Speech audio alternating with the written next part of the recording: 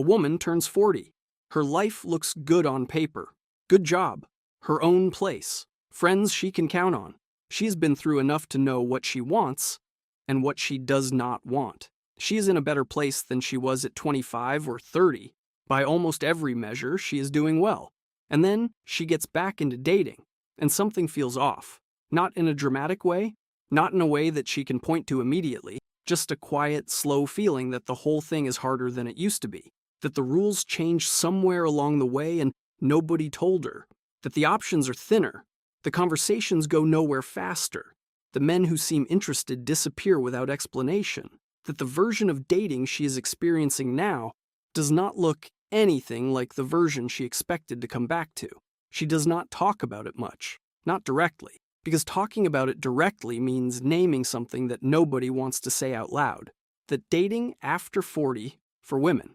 Andres is genuinely harder, not a little harder, noticeably harder, and harder in ways that do not get better just by being more confident or more positive or more patient.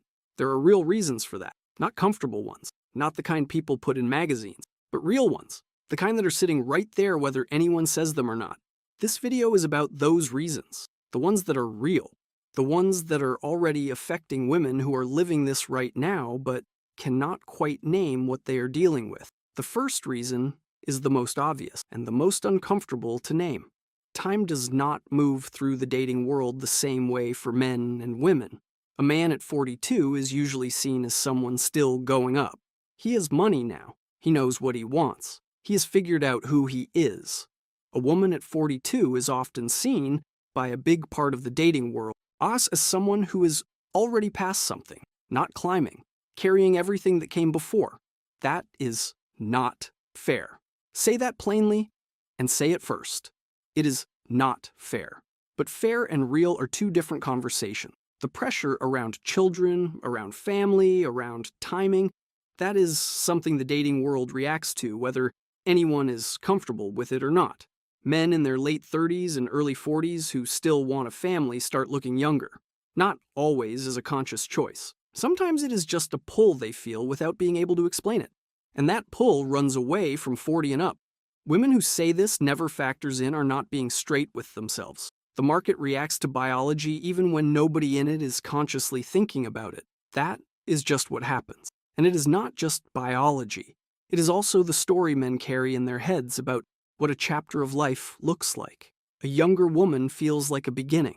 A woman over 40, no matter how good her life looks on paper, can sometimes feel to a man like she is already mid-chapter. And men who are starting something want to feel like they are starting something. That is a real feeling, even if it is not a fair one. The second reason sits right next to the first, but it hits in a different place. For most of her 30s, a woman who knew what she wanted was doing the right thing. She had standards. She was not going to settle.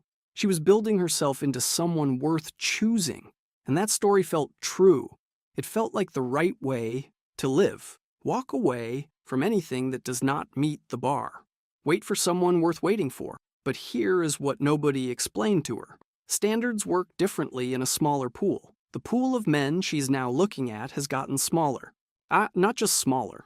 Smaller and different. The men who check all the boxes, financially steady, emotionally available, no heavy baggage, not running from something, fit, ambitious, not already spoken for, those men in their 40s are not mostly looking at women their own age. They have options, and they use them. This is the part that never makes it to the dinner table conversation. A 44-year-old woman with a reasonable list is now in the same space as women 10 years younger with similar lists, and more time.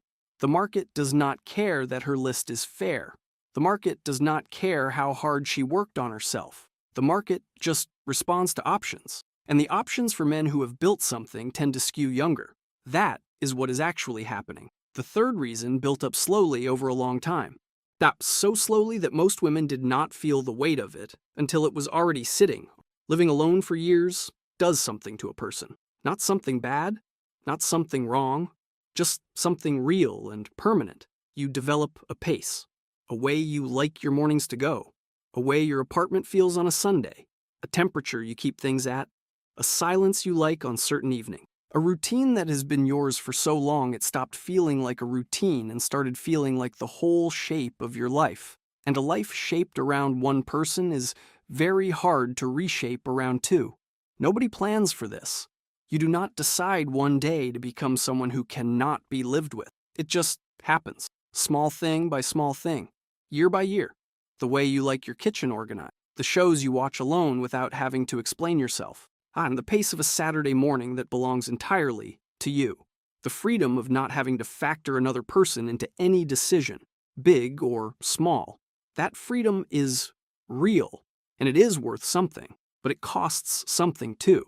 And the cost shows up later when someone new comes in and suddenly the silence you loved starts feeling like a wall and the freedom you built starts feeling like a cage you forgot you were building. Men feel this. They may not say it in those words, but they feel the resistance when they try to fit into a space that was already full before they arrived. They pick up on the small signals, the way things have a right place and a wrong place, the way certain habits are not up for discussion, the way their presence is welcome but their influence is not. They are let in, but they are not let all the way in. There is a difference between being welcomed into someone's life and being added to it.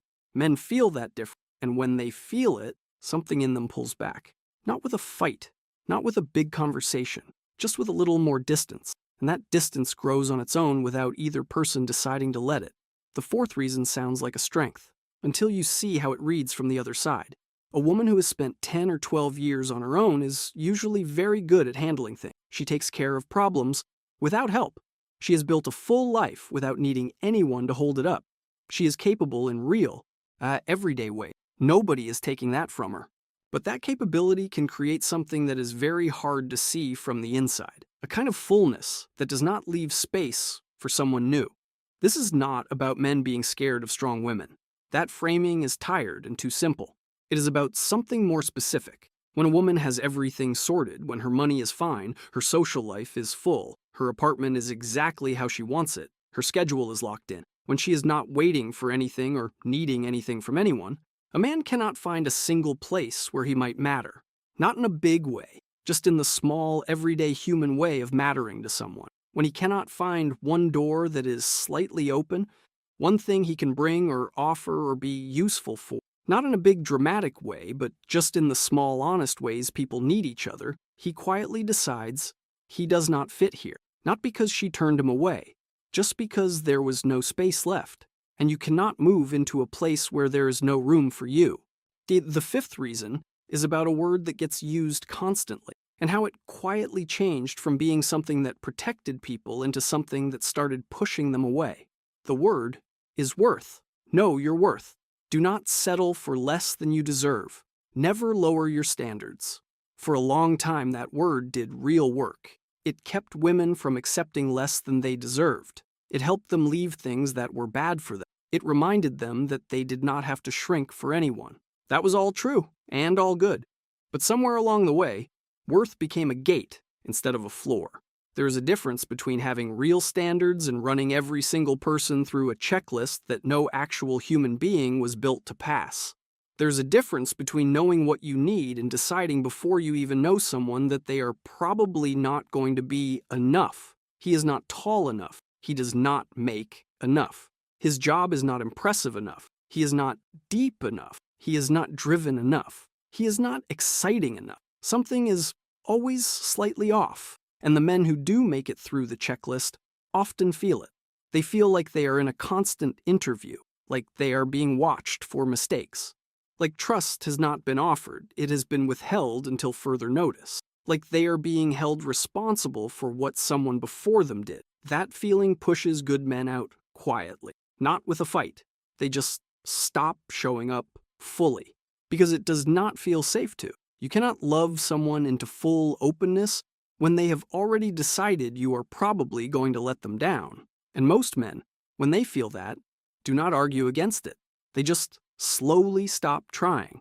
The sixth reason is the one women feel the most, but talk about the least, because it involves admitting something that sounds almost like a loss. The energy of early dating is not the same at 42 as it was at 26. Not because anything is wrong, even just because life changes a person. Real disappointment changes a person. Bad relationships change a person. Years of putting your heart out there and having it come back bruised, that changes a person. And the change shows up as walls. Careful, reasonable, completely understandable walls. Caution makes sense. Caution comes from hard experience. Caution has stopped a lot of people from making the same mistake twice. Nobody is arguing against that, but caution looks like cold from the outside.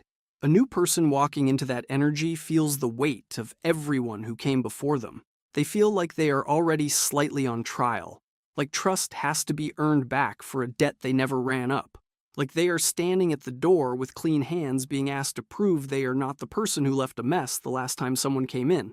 And there is something else that goes along with this, something that almost never gets said directly. A woman in her 40s who has been hurt before comes with a kind of emotional memory that early dating does not have. She remembers exactly how things went wrong last time. She knows the signs. She spots the patterns early. And that awareness, as useful as it is, sometimes fires off when there is no actual threat.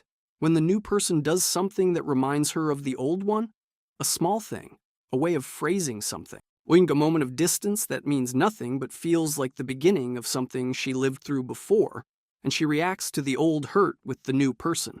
And the new person does not understand why. They did not do what the last person did, but they are standing in the same place. And from the inside, it can feel like they might as well have. Most people, when they feel that, do not push through it. They go looking somewhere the energy is easier to breathe in, not because they want something shallow, just because they want to feel like they have a fair shot. Nobody stays somewhere they feel pre-guilty. Even good, patient, understanding people eventually stop waiting to be trusted, because waiting to be trusted stops feeling like patience and starts feeling like punishment. And when that happens, even the right people leave, not because they stopped being interested, because the cost of staying started to feel heavier than what they were getting back.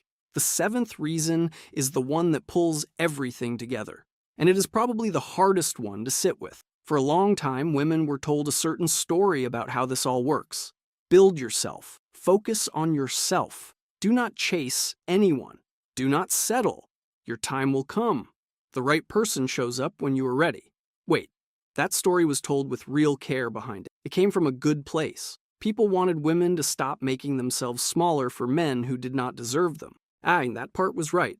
But the story had a gap, a big one that nobody talked about. The dating market does not wait while you build yourself. While she was building, the market kept moving. The men who would have been a great match at 33 already found someone. They are married now, or they are in something long. They did not wait because nobody told them to wait. The available pool at 45 looks different from the pool at 33. And the women coming back into it after years away know that better than anyone. The men still in the pool that late are in it for different reasons. Some of them got hurt. Some of them have things they are still working through. Some of them have complicated situations they do not mention right away. Some of them are genuinely just looking for someone younger and are passing time while they look. The clean, ready, good catch men that the story promised would be waiting at the finish line, most of them are not there. That is not a tragedy. It is not anyone's fault. It is just what happened while the story was being told, and everyone was following the rules it laid out. And the women who are honest with themselves, the ones who sit alone on a regular evening and look at the real picture without dressing it up, they know this. They felt it before anyone put language to it. They just kept hoping the story would turn out to be right. There is no villain here. Nobody designed this to hurt anyone. The world did not set a trap. Things just moved in directions nobody planned for, and the gap between the story and the reality is not something anyone intended. It is just what happens when the story stays the same and the world keeps changing underneath it. But here is the part worth sitting with. Struggling in the dating market after 40 does not mean it is over.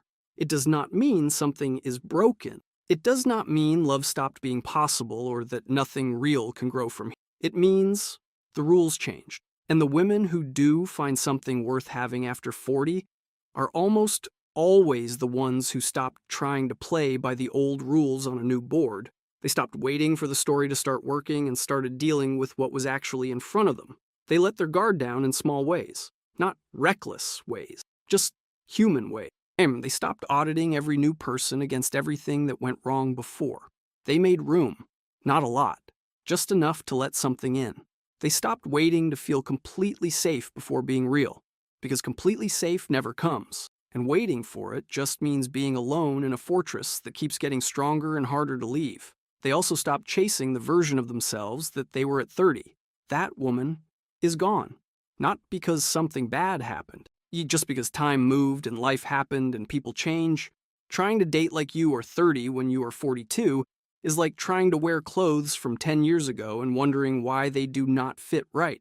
The body changed, the life changed, the fit has to change too. The women who move forward are the ones who stopped measuring themselves against a younger version and started working with the actual version, the one standing here right now, with the real history and the real life and the real feelings, not the highlight reel, the actual thing. That shift is not small.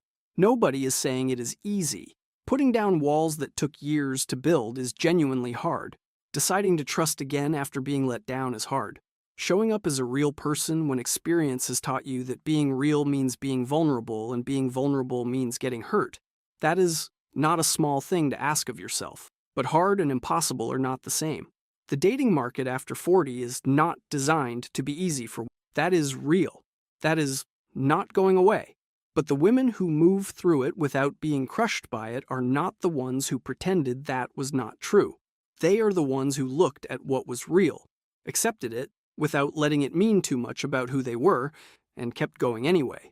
Not loudly, not with big announcements. Quietly, the way all the real things happen. Amers, the ones who figure it out, are not the ones who waited for the market to become fair. It is not going to become fair. They are the ones who stopped letting an unfair market decide how they felt about themselves and what they were willing to reach for. Not too late, not broken, not behind. Just navigating something different now, with different rules, and finally dealing with the actual game instead of the one they thought they were playing. And that, quietly, is the only thing that ever changes anything. Not men, not the market, not luck. Just a woman who looked at what was real, stopped fighting it, and decided to show up anyway. That is what actually moves things forward. That is the only part that was ever in her hands to begin with.